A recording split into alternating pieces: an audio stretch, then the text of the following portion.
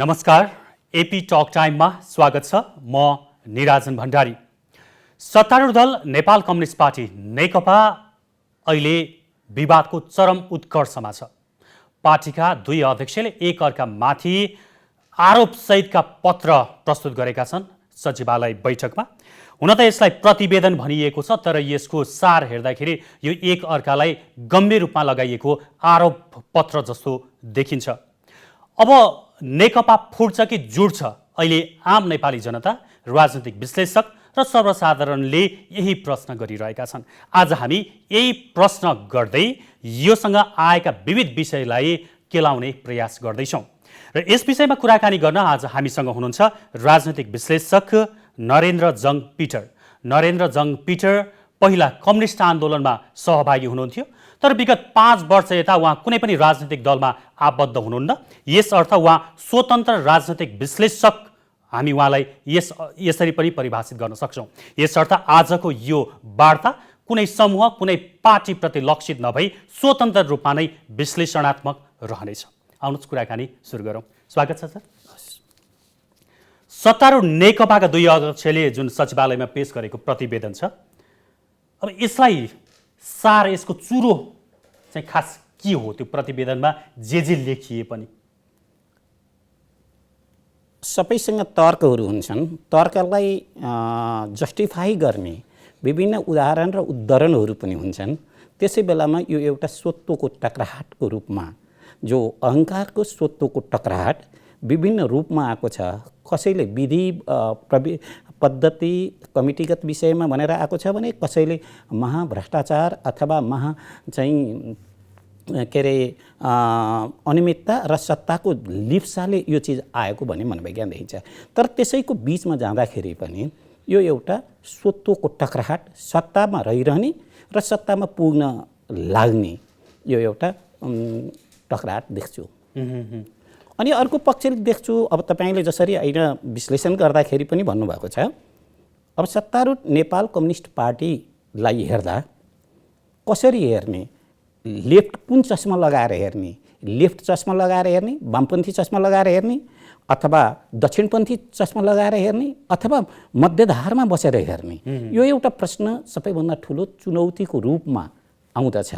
अहिले मेरो विचारमा सत्तारूढ कम्युनिस्ट पार्टीको नाममा आएको जुन पार्टी छ, त्यो रूपमा देख्दाखेरि चाहिँ कम्युनिस्ट पार्टी हो, तर त्यसको सार अन्तर्यात्मामा जाँदाखेरि त्यो दक्षिण ढलको सेन्टरबाट पनि भएको देखिन्छ।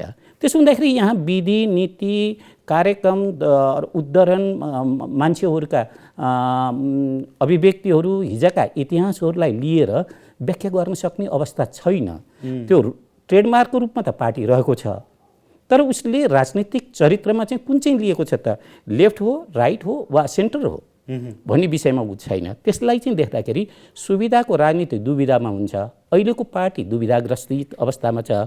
यो दुविधालाई जस्टिफाई गर्नलाई दस्तावेजको रूपमा आएको छ। यो दस्तावेजको रूपमा आएकालाई जे आरोप पत्र अथवा विभिन्न पत्रहरू जे नामहरू देखिए पनि यसका अन्तर्यात्मामा एउटा अन्तर्राष्ट्रिय खेल पनि देखिन्छ। हाम्रो देशमा चाहिँ दक्षिणको हावा चाहिँ उत्तरको भन्दा ज्यादा बग्ने गर्छ, किनभने यहाँ सुविधा छ कि हिमालय पर्वत छैन। उत्तरको लागि त हिमालय पर्वतले रोकिदिन्छ, तर पनि यहाँ चाहिँ मौसम पनि दक्षिणबाटै आउँछ र आवेग र उत्तेजना पनि आउँछ र माइक्रो म्यानेजमेन्टमा पनि दक्षिणपट्टि नै लागिरहेछ। त्यो तपाईँ हामीले देख्दछौँ अहिले। जस्तो तपाईँले दक्षिणतिरको हावाको पनि कुरा गर्नुभयो, विदेशीको चलखेलको पनि कुरा गर्नुभयो, होइन? त्यसको सार अर्थ त्यही हो। तर नेकपाका नेताहरू यो कुरा चाहिँ पटक्कै मान्दैनन्।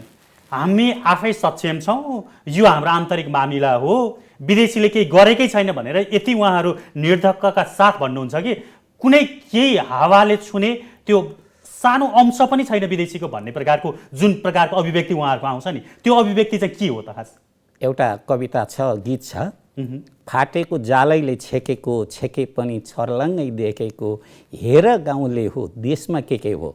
एउटा अब दिवंगत कवि गायक खुसरामको गीत हो। यसले नै अहिले बताउँछ।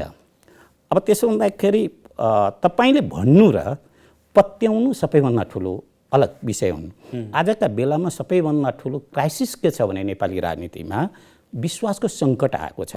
भन्ने गर्ने देखिने र बोल्नेको बिचको जुन अन्तर्विरोधात्मक अवस्था छ, केलाई पत्याउने केलाई नपत्याउने। मान्छेलाई त के भनेदेखि तपाईँले भनेको कुरालाई नभइकन परिणामले के देखायो त्यसलाई पो भन्ने जानेछन् हैन। अहिलेका सडकमा लागेका जुलुसहरू पनि के नेपाली अन्तरात्मा नै बोलिरहेको छ त, अथवा यहाँ यत्रो तरिकाले सङ्केतले जे दिइरहेको छ, अनौठो तरिकाको दुर्घटनाग्रस्त तरिकाले हामी जहाँ बढ्दैछौँ भन्ने सन्चोदा देखाएको छ, तर पनि सत्ताधारी पार्टी आफ्नै बिचमा कोखमा कसरी कसलाई हान्ने र कसलाई पछार्ने र कसलाई उचाल्ने र कार्यकर्ता र दोस्रो तहका नेताहरू पनि आफूलाई आफ्नो हैसियतभन्दा कसको चाहिँ पछाडि लाग्ने, कुन गुटको फुर्को समात्ने भन्नेमा लागेको छ। त्यसो हुँदाखेरि हामीलाई त्यसले छ।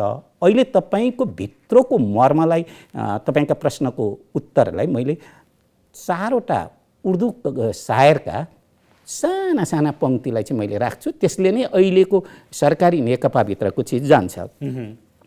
उर्दूका महान कवि, आदिकवि पनि भनिन्छ, गालिबको एउटा भनाइ छ, उम्रभर गालिब गल्ती करता रहा, गर्द चेहरे पे थी, अथवा धुलो चाहिँ चेहरामा थियो, गर्द चेहरे पे थी, आइना साफ करता रहा। म ऐना चाहिँ सफा गर्दै गएँ, यहाँ चाहिँ फोहोर चाहिँ बिले थिएन।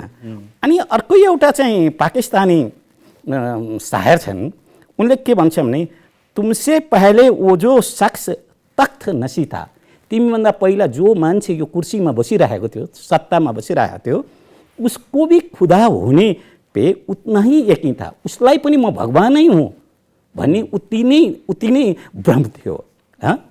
अनि झगडाकै विषयमा जाँदाखेरि चाहिँ एउटा अर्को कवि हुनुहुन्छ बशीर बद्र, उहाँले चाहिँ भन्नुहुन्छ, दुश्मनी जमकर करो मगर ये गुंजाइश रहे, अगर हामी दोस्त बन जाए फिर दोस्त बन जाए तो शर्मिंदा ना हो।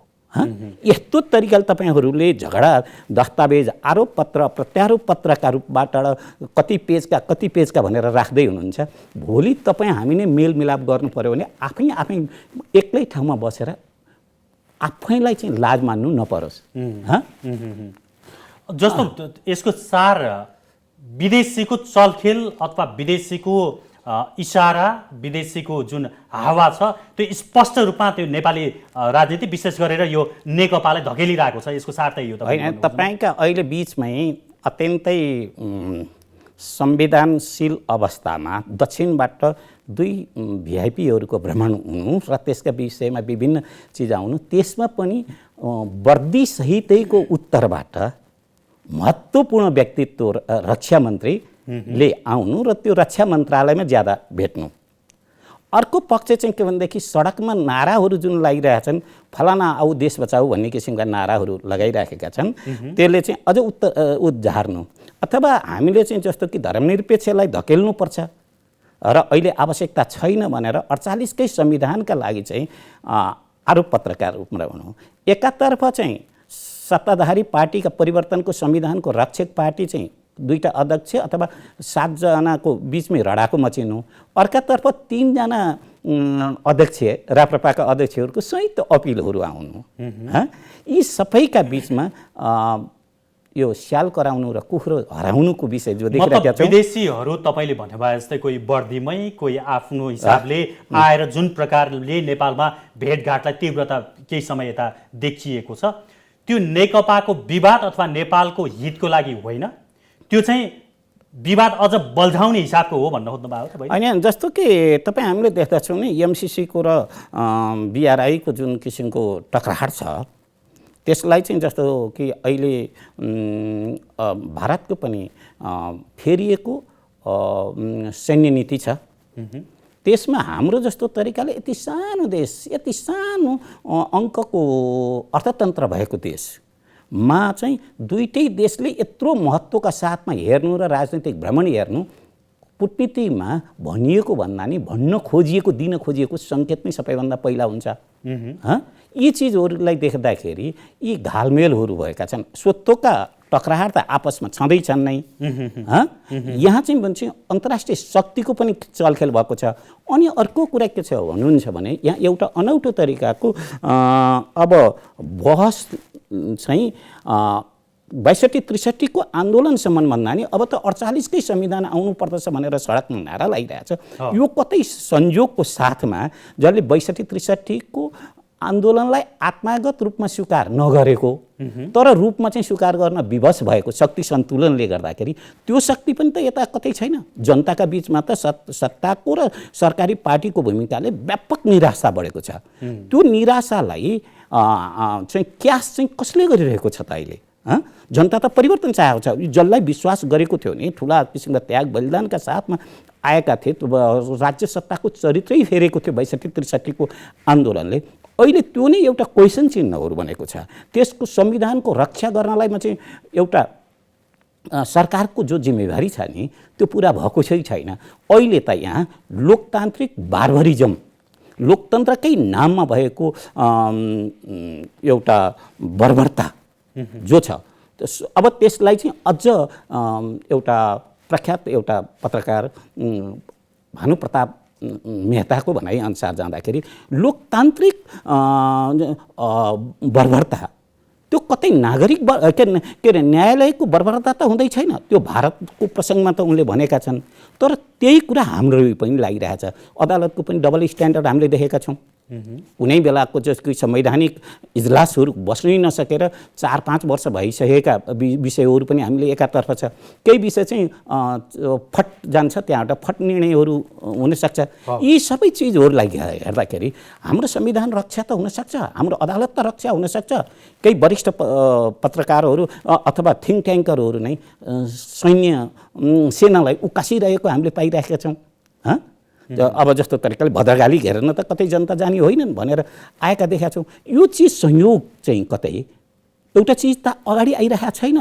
तर के गर्नुहुन्छ हेर्नुहोस्, सङ्केतले चेत्ने मान्छे हुन्छ, परिणामले चेत्ने पशु हुन्छ। हाम्रो शासक दलहरू आफ्नै शक्तिले भात्तिएको हुँदाखेरि उनीहरूले बदलिएको परिस्थितिलाई पनि थेग्न नसकेर निमित्त कारणहरू आरोप प्रत्यारोपमा लिएर जान सक्दैन। त्यही त अब यो सबैको अहिलेको जड भनेको सत्तारूढ दलभित्रको अन्तर्कलहले उत्पन्न गरेछ होइन? त्यो अलिकति पछाडि हुन्थ्यो होला यो प्रकारको चलखेल अथवा त्यो कुराहरू, तर अहिले सतहमा त सत्तारूढ दलको कलहको कारणले आइरहेको छ। छिटो तीव्र रूपमा अगाडि बढिरहेको जस्तो देखिन्छ, सडकदेखि लिएर सबै हेर्ने हो भने। अब सत्तारूढ दलको कुरा गर्ने हो भने दुईजना अध्यक्ष बीचको टकराव नै मुख्य कारक देखिन्छ। तपाईँले अघि नै एउटा शब्द प्रयोग गर्नुभएको थियो, अहङ्कार होइन, इगो।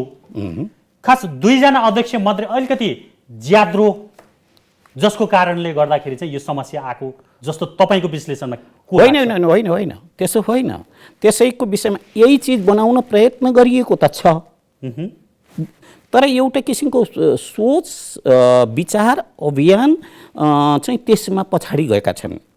त्यो यदि गुट रहेन भनेदेखि, गुटको अस्तित्व रहेन भने मेरो पनि राजनीतिक अस्तित्व खत्तम हुन्छ भनेर एउटा दलाल मानसिकता रहेका दोस्रो तेस्रो तहका नेता कार्यकर्ताहरू भइसकेपछि यसलाई चाहिँ अझ अगाडि लिएर गएको छ। अर्को पनि पक्ष चाहिँ यसलाई बनाउन के खोजिएको थियो भने पूर्ववर्ती समूहलाई नै जिउँदो पार्न सक्ने स्थितिमा पूर्ववर्ती माओवादी एकतिर होस्, पूर्ववर्ती यो चाहिँ एमाले एकातर्फ होस् भन्ने पनि प्रयत्न भएको छ, त्यो पनि फेल भएको छ।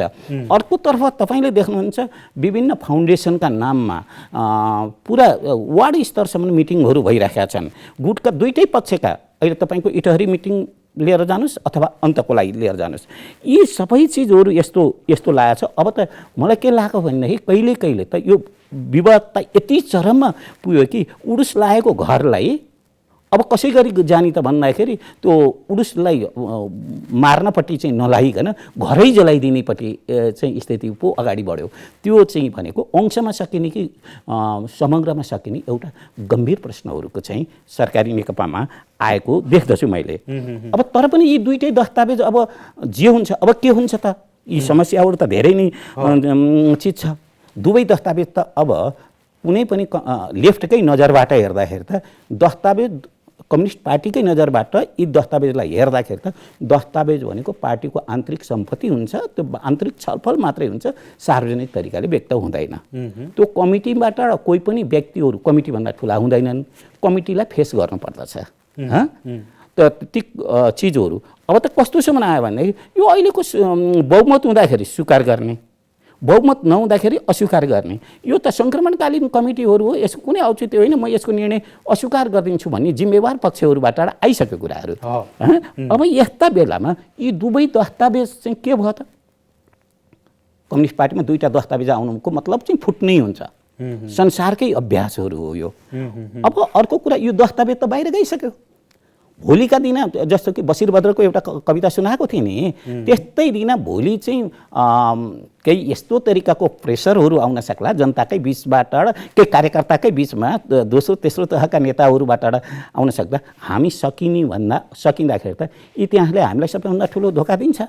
त्यसपछि तपाईँहरू दुईटैले दस्तावेज फिर्ता लिनुहोस् र यो संयुक्त दस्तावेज आओस् भनेर आउन सक्छ, तर यी दस्तावेज त अब त जनताका सम्पत्ति भइसके। इतिहासका विद्यार्थी र राजनीतिका विद्यार्थीले, विश्व कम्युनिस्ट आन्दोलनका विद्यार्थीले कसरी चाहिँ होइन आपसमा मिल्नुपर्ने, संसारका कम्युनिस्ट एक हौँ भन्ने, तर नेपालका कम्युनिस्ट चाहिँ आपसमै तरिकाले जति हुर्मत काट्न सकिन्छ गाली रित्याउनुपर्छ, राजनीतिक गाली पनि सकेर व्यक्तिगत लान्छनाहरूका बिचमा जानुपर्छ भन्ने किसिमको दस्तावेज बनिसक्यो। हेर्नुहोस् मैले देख्दाखेरि मतलब अघि नै तपाईँले भन्नुभयो अब के हुन्छ त भन्ने प्रश्न म तपाईँलाई राख्छु। तपाईँ यतिका समय कम्युनिस्टहरूलाई नजिकबाट हेर्नु भएको छ होइन, कति समय कम्युनिस्ट आन्दोलनमै पनि तपाईँ सक्रिय हुनुभयो, अहिले छोडेर स्वतन्त्र हुनुहुन्छ। अब यहाँ बाटो भनेको दुई तिनवटा बाहेक अरू देखिन्न सरसर्ती हेर्दाखेरि। अब कि दुइटै दस्तावेज फिर्ता लिने, त्यसपछि नयाँ सिराबाट अगाडि बढ्ने, होइन भने यसमै छलफल गर्ने अथवा संयुक्त बनाउने, अब यस्तै प्रकारका कुराहरू केही होलान्। को चाहिँ अलिकति ब्याक होला र यो समस्या हल होला त? त्यो सम्भावना कतिको छ? देख्नुहोस्, दुइटै सकिने कि सकिनुभन्दा विकल्प रहँदैन। दुइटैले बाहिर रहेको जस्तो ट्रेडमार्कै रूपमा रहेको कम्युनिस्ट पार्टी पनि विभाजन हुँदाखेरि हुन सक्ने छैन। त्यसले फाइट टु फिनिसको जुन अहिलेको लिएर गएको छ त्यसलाई कसै गरी पनि बच्नुपर्छ र मम गरेर दुइटैले फिर्ता दस्तावेज लिन सक्दछन्। अर्को कुरा, नायक ध्वस्त हुन सक्छन्, नायकहरू खलनायक पनि फेरिन सक्दछन्, तर आन्दोलनले बढाएको एउटा जो मनोविज्ञान हुन्छ नि, परिवर्तनको मनोविज्ञान हुन्छ, इतिहास त पछाडि फर्किन सक्दैन। जसरी खोलो पछाडि फर्किन सक्दैन, इतिहास पनि पछाडि फर्किन सक्दैन। त्यसपछि 62-63सम्म आएका चिजहरूलाई धान्न नायकहरूले नसक्दाखेरि पनि, नायकलाई दण्ड दिएर खलनायक भनेर लिएर जाँदाखेरि पनि आन्दोलनले पैदा गरेको सपना, जोस र अगाडिको मार्गचित्र, इतिहासलाई दिएको मार्गचित्रलाई कसैले ध्वस्त गर्न सक्दैन। अब के होला त? अब यहाँ प्रयत्न आजकै बहसमा पनि दुईवटा चिजहरू हुनेछ। एउटा चाहिँ के हुन्छ भने बहसलाई कमिटीमा लाने, प्रचण्डको अथवा प्रचण्ड माधव होइन, उहाँहरू चाहिँ के भने कि बहसलाई कमिटीमा लाने र यो त्यसलाई बहुमतको आधारबाट लिएर जाने चाहने हुन्छ। प्रधानमन्त्रीजी एउटा व्यक्ति मात्र नभइकन संस्था पनि हो। उहाँ अध्यक्ष हुनुहुन्छ, पार्टीको अध्यक्ष हो होइन, तर पनि प्रधानमन्त्री भनेको त अध्यक्ष नै हो। हामीले नै अन्तर्राष्ट्रिय रूपमा कति शिर निहुराउनु पर्यो हेर्नुहोस् त। अहिले भर्खरै त्यो ट्रान्सपरेन्सी इन्टरनेसनलको उसमा संस्थालाई गरिएको थियो नि त। अनि अर्को कुरा, उहाँको चाहिँ धारणा के हुनसक्छ भने बहस सेक्रेटेरिएटमै सक्नुपर्ने, अनि शक्तिको समीकरण थियो नि, समीकरणलाई तोड्ने। आजको बैठकमा तपाईँको 9 जनाको समीकरणमा 5-4 भएको थियो अथवा अब होइन, त्यो चिज गर्ने प्रयत्नमा हुनुहुन्छ र कुनै हालतले पनि बहसलाई उसमा लिएर जान नचाहने, स्थायी समिति र केन्द्रीय समितिमा लान नसक्ने, यो चिज चाहन सक्दछ। मतलब यही पोइन्टमै कुरा गर्ने हो भने प्रधानमन्त्रीले जुन प्रकारको सोच बनाउन सक्नुहुन्छ, स्थायी कमिटीमा नलाने, त्यहीँबाट टुङ्ग्याइदिने, ओलीको यो जुन रणनीति छ यसमा दाहाल, नेपाल, खनाल, गौतमहरूले मान्ने सम्भावना देख्नुहुन्छ तपाईँ? तपाईँले जसका नामहरू लिइराख्नु भएको छ, यहीँ कतिपय चाहिँ यहीँ यसैको बिचमा धुरुमराट आजको बिचमा पनि हुन सक्ने सम्भावनाहरू छन्। मलाई त्यो व्यक्तिको नाम चाहिँ भन्न नलगाउनुहोस्। एक।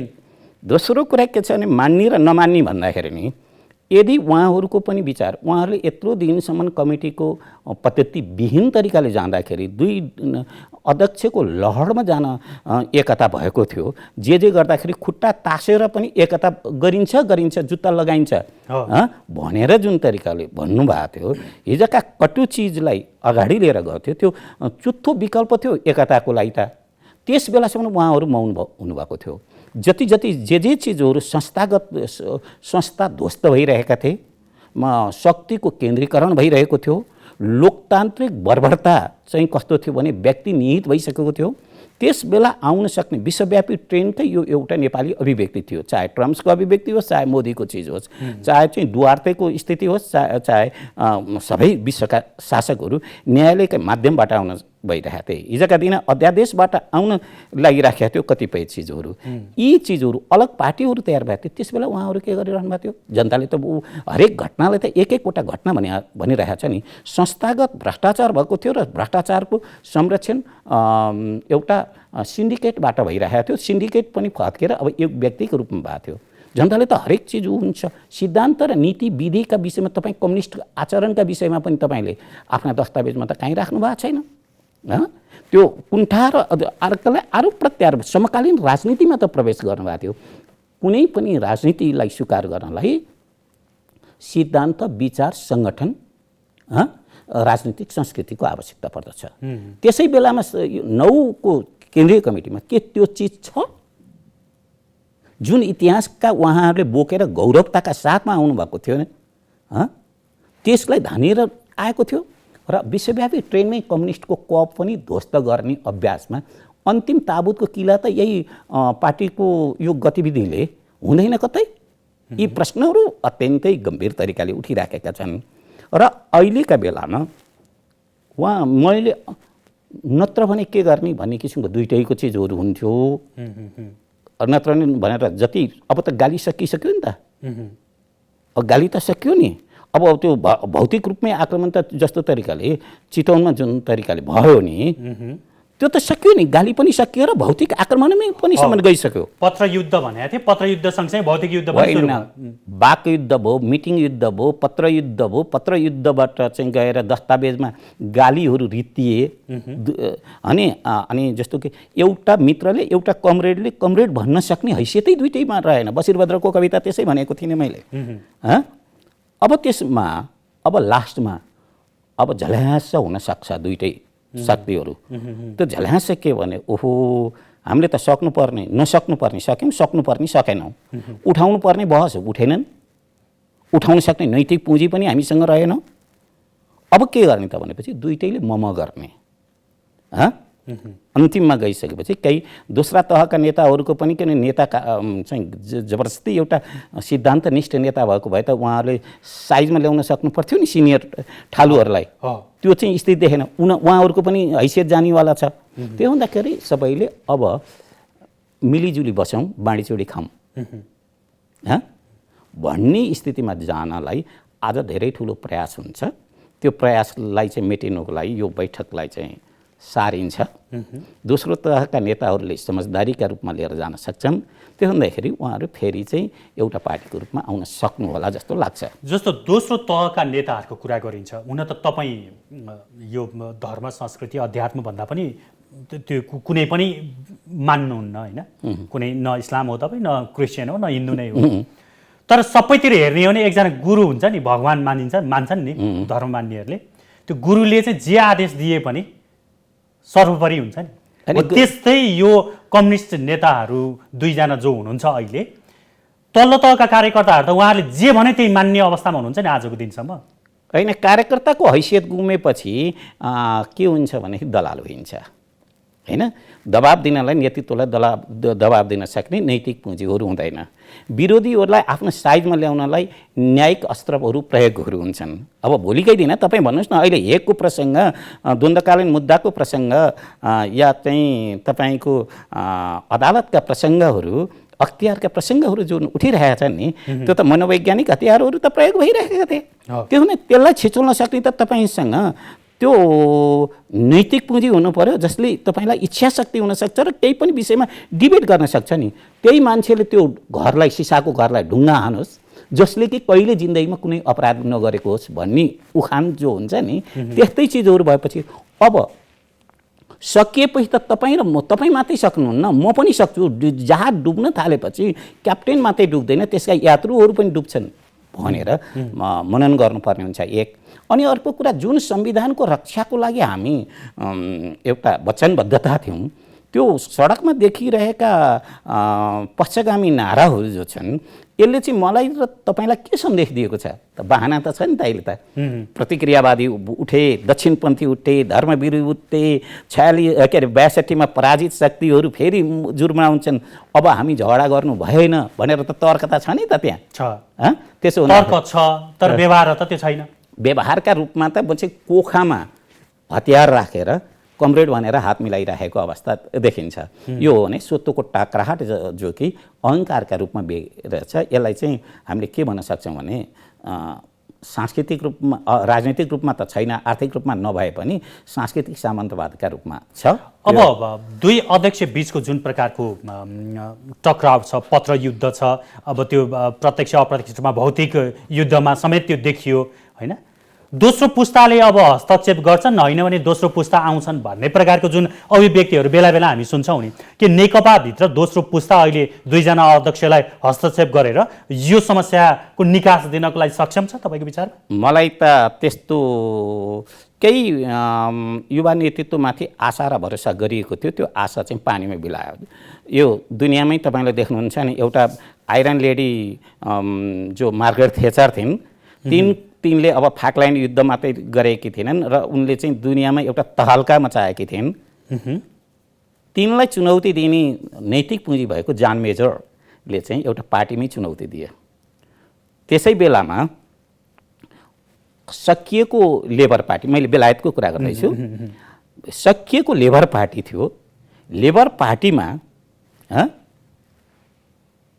टोनी ब्लेयर एकजना मान्छे सङ्गीतकार अलगै तरिकाले बस्ने कस्तो कस्तो किसिमको मान्छे थियो। अब लेबरले नयाँ किसिमको चेतना भएको र नयाँ नैतिक पुँजी भएको मान्छेलाई नल्याएदेखि लेबर कन्जर्भेटिभबाट सधैँमा चाहिँ सकिन्छ भनेपछि टोनी ब्लेयरलाई ल्याएको थिए। जब जब भारतमा सङ्कट पैदा हुन्थ्यो, एकजना किङ मेकर भन्ने, कामराज भन्ने थिए, उनले सबै कुरा त्यागे क्या। अनि उनले चाहिँ सबै उनले नै धेरै प्रधानमन्त्री बनाए। उनीसँग अब कामराज योजना नै भन्ने किसिमको तपाईँ हामीले पढ्न पाउँछौँ। यी चिजबाट आफू हटेर आफूले त्याग गरेर जान सक्ने व्यक्ति चाहिँ रह्यो भने तपाईँले भने जस्तै धर्मगुरुहरू त यहाँ तयार हुन सक्छन्। तर अब फादर अफ नेसन गान्धी त्यसै बनेका होइनन्, उनी त प्रधानमन्त्री बन्न सक्थे नि त। अब त्यो त्यागको स्थिति त कसैसँग छैन भनेपछि त्यो अवस्था छैन। अब अन्त्यमा जाँदै हुन त अघि नै तपाईँले भन्नुभयो, तपाईँ जस्ता धेरै विश्लेषकहरूले भन्नुभएको छ यो यसरी प्रतिवेदन आउनु भन्ने यो एउटा दस्तावेज हो कम्युनिस्टको लागि, र वास्तवमा यो फुटी पनि सकेको जस्तो छ, फुट्या छ।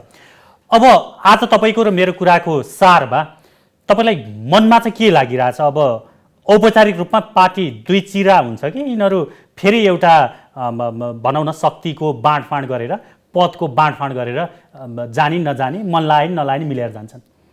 मैले तपाईँको पछिल्लो पक्षमा मेरो चाहिँ राय हुनेछ। फुट्नको लागि कसैसँग न हिम्मत छ, न नैतिक पुँजी छ, न सिद्धान्त, विचार र आदर्शहरू छन्।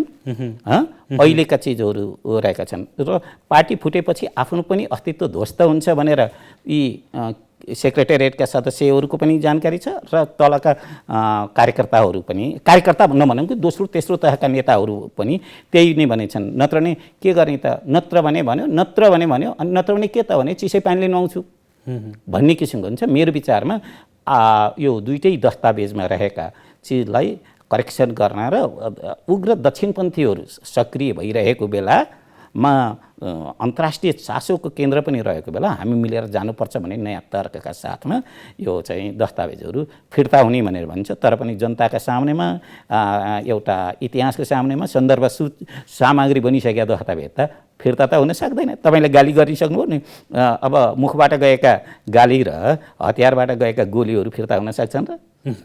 हस्, यहाँको समय र विचारको लागि म AP1 को तर्फबाट धेरै धन्यवाद दिन चाहन्छु। हस्, धन्यवाद। हस्, दर्शकवृन्द, AP टक टाइममा आज हामीले कुराकानी गऱ्यौँ सत्तारूढ दल नेकपा भित्रको जुन अहिले चरम अवस्थामा पुगेको विवाद छ, यो विवादलाई केन्द्रबिन्दुमा राखेर हामीसँग हुनुहुन्थ्यो राजनीतिक विश्लेषक नरेन्द्र जङ पिटर।